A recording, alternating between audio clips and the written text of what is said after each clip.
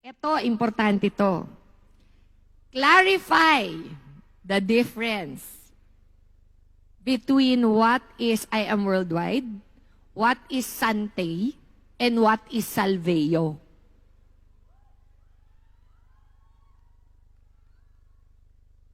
Loaded ang mga tanong ni Peach eh.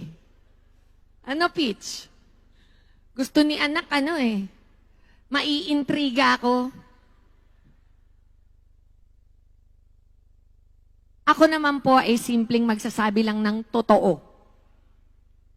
Okay? Ang dahilan po kung bakit ayoko na talagang mag-network marketing noon is na-burn po ako ng Sante. Nilapitan po nila ako dati, nung nag-uumpisa pa lang sila. Ako po ang nagsusupply ng barley nila. Sinubukan nila pong dumiretso behind my back sa supplier ko. Hindi sila in-entertain. Kaya ang ginawa nila, nag-New Zealand na lang sila.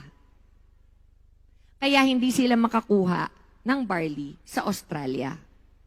So sa lahat po ng Sante followers na nanonood sa akin today, sa mga online ninyo, stop using my videos. Stop saying, I am part of Sante. I have never been and will never be part of Sante. I am the barley queen. I am the one that brought barley to the Philippines. And I am worldwide.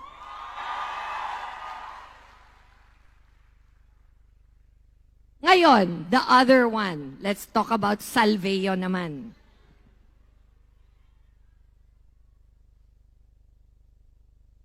Nakakainit ng ulo sorry Salveo, nakachamba po kayo na naka-video sa farm sa Australia. Ngayon, inabuse nyo po yun. Kine-claim ninyo na doon kayo kumukuha ng barley. Meron po akong proof, letter, from the owners of the farm in Australia. Bibigay ko to kay Peach mamaya para ma-screenshot mo or ma-scan mo, Peach, at ma-share mo sa lahat ng leaders.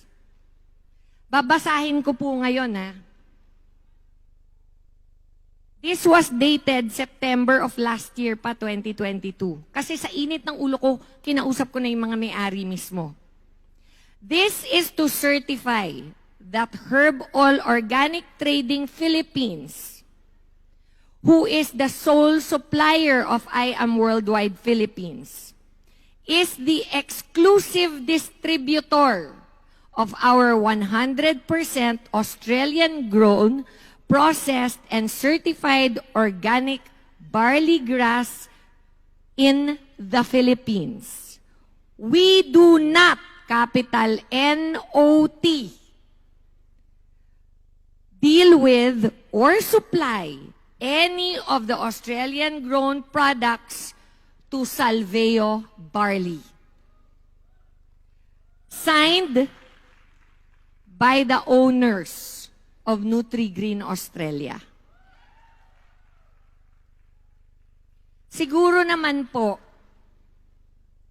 there's nothing wrong with doing business, di ba? But let us try to do business with integrity. Lastly, ito importante to.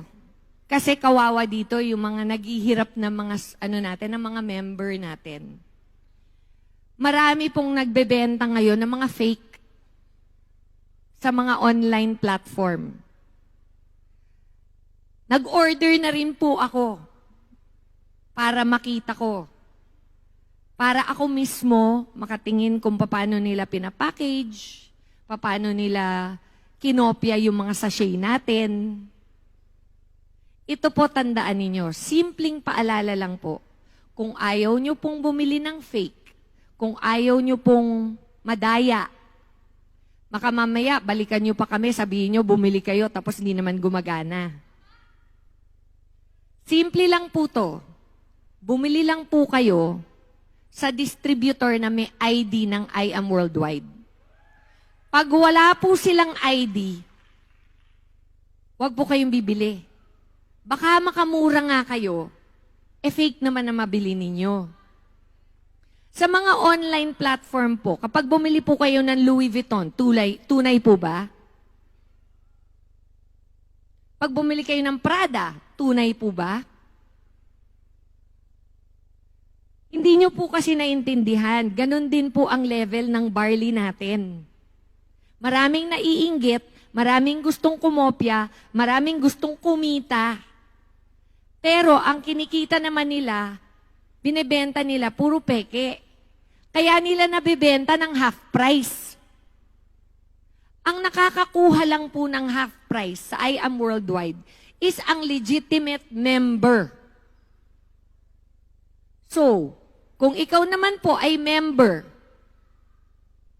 bakit mo naman ibebenta ang produkto na kinaka-proud natin ng half price? Meron po bang gagawa nun dito? Kikita ba kayo?